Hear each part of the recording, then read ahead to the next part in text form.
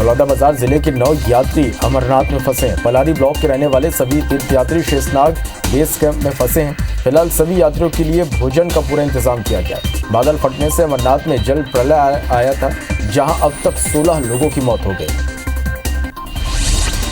कांकेर की नैनी नदी में बाढ़ में फंसे 2 मासूमों को बचाने उतरा एक ग्रामीण लापता हो गया, जिसकी लाश आज झाड़ियों में मिली।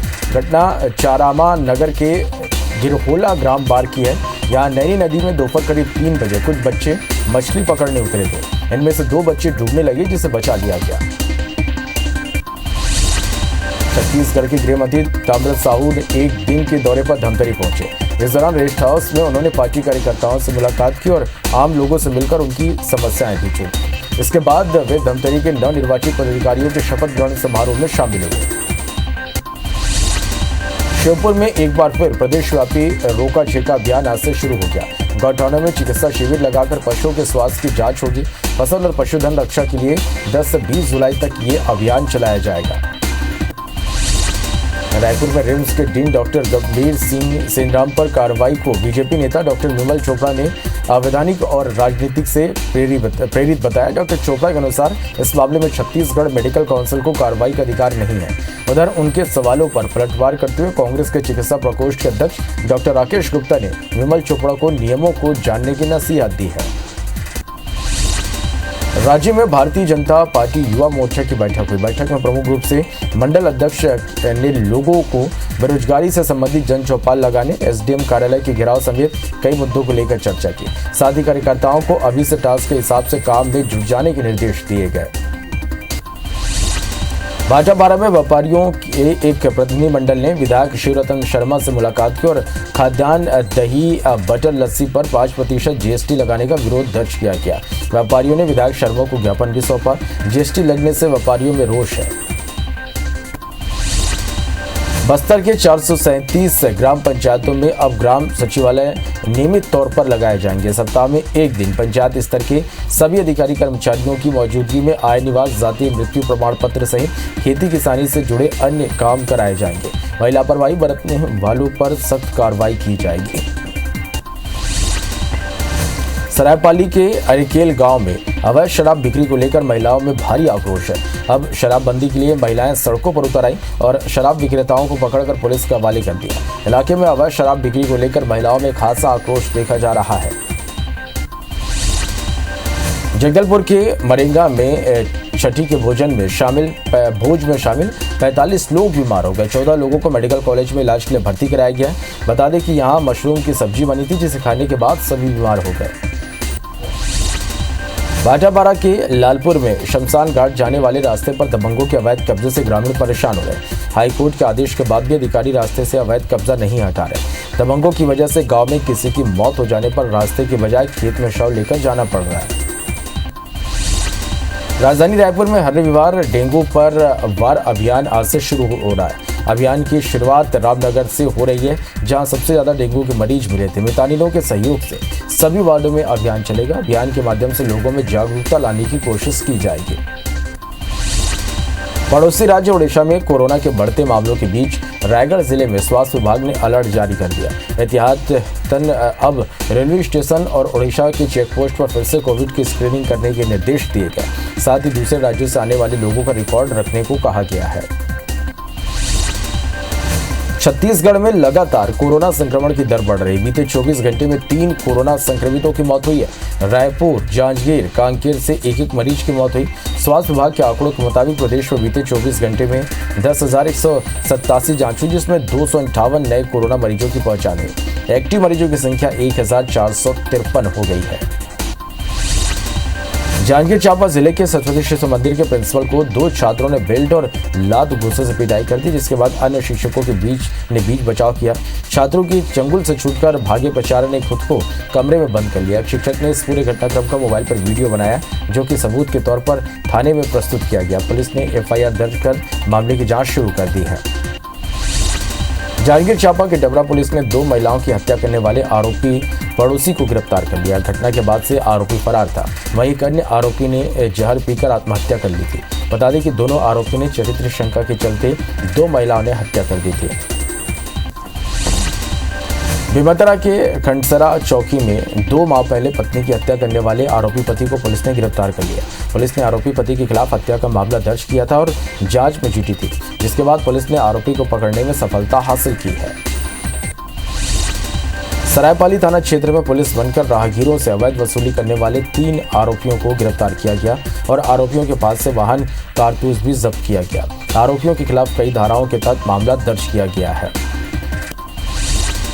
गौरेला पिंडा मरवाही जिले के चंगेरी गांव के पास पिकअप ड्राइवर से लूट की वारदात को अंजाम देने वाले पुलिस के हत्थे चढ़े।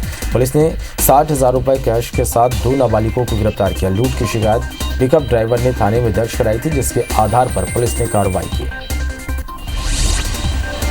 अंबिकापुर पुलिस ने नशीले इंजेक्शन के साथ एक आरोपी को गिरफ्तार किया। बताया जा रहा है कि आरोपी 150 से ज्यादा नशीले इंजेक्शन को महंगी कीमतों में बेचने के फिराक में था, जिसे बस स्टैंड से गिरफ्तार किया गया। जगदलपुर के बोधघाट थाना क्षेत्र में एक आरोपी ने चाकू की नोक पर महिला के साथ दुष्कर्म किया। आरोपी ने पहले महिला के पति से दोस्ती की, इसके बाद उसने मौका देखा तो महिला को अपनी हवस का शिकार बना लिया। वहीं पूरे मामले में पुलिस ने आरोपी को गिरफ्तार कर लिया है। राज्य में रास्ता रोककर जान से मारने की धमकी देने वाले आरोपी को फिंगेश्वर पुलिस ने गिरफ्तार किया। पीड़ित युवक ने मामले को लेकर थाने में शिकायत दर्ज कराई थी, जिसे गरियाबंद एसपी ने गंभीरता से लिया और एसपी को जांच के निर्देश दिए गए, जिसके बाद पुलिस ने आरोपी को गिरफ्तार कर लिया। जांजगीर चांपा के मिरोनी गांव के पास तेज रफ्तार बोलेरो वाहन अचानक पलट गया। हादसे में 2 शख्स घायल हुए। दोनों घायलों को रायगढ़ रेफर किया गया। हादसे की सूचना के बाद 108 की टीम मौके पर पहुंची थी और घायलों को डबरा अस्पताल लाया गया। हालत गंभीर होने पर दोनों को रायगढ़ रेफर किया गया। बिलासपुर के सीपा थाना क्षेत्र में लापता बच्चे की लाश मिली। हत्या के आरोप में पुलिस ने बच्चे के पिता को गिरफ्तार किया। आरोपी ने भी अपना अपराध कबूल कर लिया। बताया जा रहा है कि पति पत्नी के बीच विवाद के बाद आरोपी पिता ने घटना को अंजाम दिया था। पत्थल गांव के दोखड़ा थाना क्षेत्र में 2 लोगों की गोली मारकर हत्या करने का मामला सामने आया। हत्या के बाद आरोपी फरार है। पुलिस आरोपी के खिलाफ मामला दर्ज कर तलाश में जुट गई है। मृतकों की पहचान संदीप पन्ना और द्रौपदी के रूप में हुई है। बलरामपुर जिले के ग्राम पंचायत ओकरा में नाबालिग लड़की के अपहरण के मामले में पुलिस ने आरोपी को गिरफ्तार कर लिया है। वहीं लड़की को बरामद कर परिजनों को सौंप दिया गया। आरोपी लड़की को रायगढ़ में एक किराए के मकान पर रखा हुआ था, जहां लड़की के साथ दुष्कर्म की वारदात को भी अंजाम दिया। रायपुर में सिंगल यूज प्लास्टिक के बैन के खिलाफ लगातार अभियान चल रहा है। इसी कड़ी में नगर निगम की टीम ने 2 संस्थानों पर 25-25 हजार और एक संस्थान पर 10 हजार का जुर्माना लगाया। साथ ही दुकान संचालकों को हिदायत दी गई कि वो प्रतिबंधित प्लास्टिक का इस्तेमाल न करें। पिंडरा के इंदिरा उद्यान इन दिनों बदहाली का शिकार है। उद्यान देखरेख के अभाव में शराबियों का अड्डा बना है। उद्यान सैकड़ों एकड़ में फैला है। वन विभाग के अधिकारी पिछले कुछ समय से इस उद्यान के रखरखाव और सुरक्षा की अनदेखी कर रहे हैं और महज कुछ कर्मचारियों के भरोसे यह उद्यान संचालित हो रहा है। धमतरी में खनिज विभाग की टीम ने रेत का अवैध उत्खनन करने पर कार्रवाई की। खनिज विभाग ने मौके से एक चैन माउंटेन मशीन और 18 हाइवा वाहन को जब्त किया। वहीं इस कार्रवाई से रेत माफियाओं में हड़कंप मचा हुआ है। धमतरी में 2 करोड़ 55 लाख रुपए की ठगी करने का मामला सामने आया। झारखंड के रांची निवासी एक युवक ने धमतरी की विजय देवांगन फर्म के से एल्कोहल प्रोडक्ट वितरण नाम के नाम पर धोखाधड़ी की। वहीं मामले की शिकायत के बाद कोतवाली पुलिस ने मामला दर्ज कर जांच शुरू कर दी है। डोंगरगढ़ में नशे के खिलाफ चलाए जा रहे अभियान के तहत खैरागढ़ पुलिस को बड़ी सफलता मिली। पुलिस ने अवैध गांजे के साथ 2 आरोपियों को गिरफ्तार किया है। आरोपियों के कब्जे से 33 किलो गांजा बरामद किया गया। जब्त किए गए गांजे की कीमत 1,92,000 रुपए बताई जा रही है। राज्य में शासकीय शराब दुकान से निर्धारित मात्रा से अधिक मात्रा में उपभोक्ता को शराब बिक्री करने के मामले में पुलिस ने आरोपी को गिरफ्तार किया। उसके पास से 48 क्वार्टर देशी शराब की बोतल बरामद की गई। पुलिस ने सेल्समैन के साथ शराब की खरीदी करने वाले आरोपी को भी गिरफ्तार किया। बस्तर यूनिवर्सिटी ने ग्रेजुएशन कोर्स के फर्स्ट ईयर के लिए एडमिशन की प्रक्रिया शुरू कर दी है, लेकिन इस बार भी कम अंक वाले छात्रों के लिए सरकारी कॉलेजों में दाखिला आसान नहीं होगा। निर्धारित सीटों से कहीं ज़्यादा आवेदन आने के बाद कट ऑफ भी 80% के करीब आने की उम्मीद है। सबसे बुरा हाल साइंस विषयों का है, जहाँ भरमार आवेदन मिले हैं।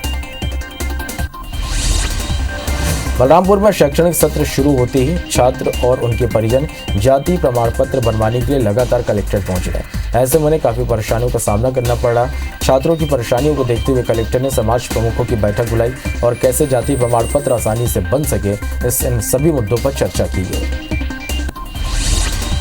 बालोद वन परिक्षेत्र में हाथियों के पहुंचने के बाद वन विभाग ने ग्रामीणों को अलर्ट किया। 23 से 24 हाथी धर्मपुरी और नर्रा इलाके में विचरण कर रहे हैं। हाथियों की मौजूदगी को देखते हुए वन विभाग ने धर्मपुरा नर्रा सहित कुल 11 गांवों के ग्रामीणों को अलर्ट किया।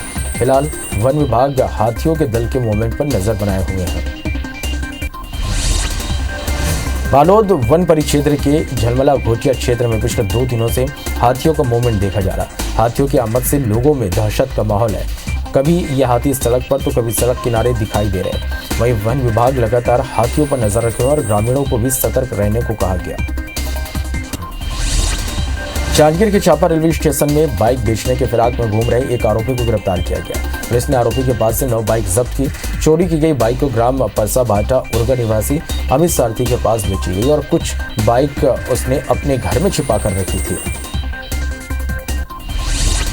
सुकमा में IBC 24 की खबर का असर हुआ। 15 दिनों में तीसरी बार जाम लगने के बाद कलेक्टर और एसपी मौके पर पहुंची, जहां पुलिस हाउसिंग विभाग के अधिकारियों और ठेकेदार की मदद से सड़क की मरम्मत कराई गई और कुछ ही समय में जाम खुल पाया। महासमुंद जिले के शासकीय चिकित्सा महाविद्यालय से संबंध अस्पताल में दवाओं की कमी हो गई। अस्पताल में भर्ती हुए मरीजों के परिजनों को दवाओं के लिए इधर उधर भटकना पड़ रहा, जिससे आर्थिक रूप से कमजोर परिवार परेशान है। वहीं प्रभारी अस्पताल अधीक्षक पूरी दवा नहीं होने की बात स्वीकारते हुए अपनी मजबूरी बता रहे हैं। कोरबा के भिलाई बाजार के सरकारी हायर सेकेंडरी स्कूल में हैवी ब्लास्टिंग की वजह से छात्र डर के साए में पढ़ाई करने को मजबूर है। दरअसल स्कूल से सिर्फ 500 मीटर की दूरी पर SSCL गेवरा खदान है, जहां खनन के लिए SSCL कर्मचारी लगातार हैवी ब्लास्टिंग करते हैं, जिससे स्कूल में दरारें पड़ गई। प्लास्टर गिर रहा, छात्रों को डर है कि कभी भी स्कूल में हादसा हो सकता है। धमतरी जिले में सर्पदंश की घटना सामने आई है। नगरी सिहावा और मगरलोड क्षेत्र में बारिश के दिनों में सबसे ज्यादा सांप काटने का मामला सामने आता है। वहीं जिले में हर साल सांप काटने के मामले में 10 में से 6 लोगों की मौत हो जाती है, जिसके चलते स्वास्थ्य विभाग अभी से अलर्ट हो गया और अस्पतालों में दवाइयां पहुंचाने का दावा कर रहे हैं।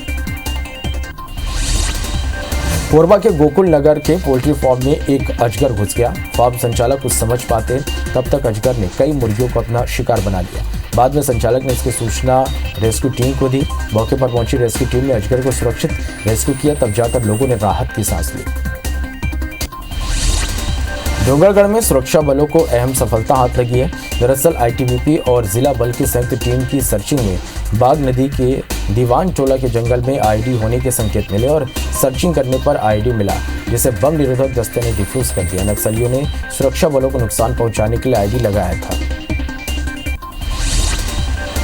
छत्तीसगढ़ में आगामी 24 घंटों के दौरान अधिकांश स्थानों पर हल्की से मध्यम बारिश होने की संभावना है। कुछ स्थानों पर गरज चमक के साथ बारिश हो सकती है।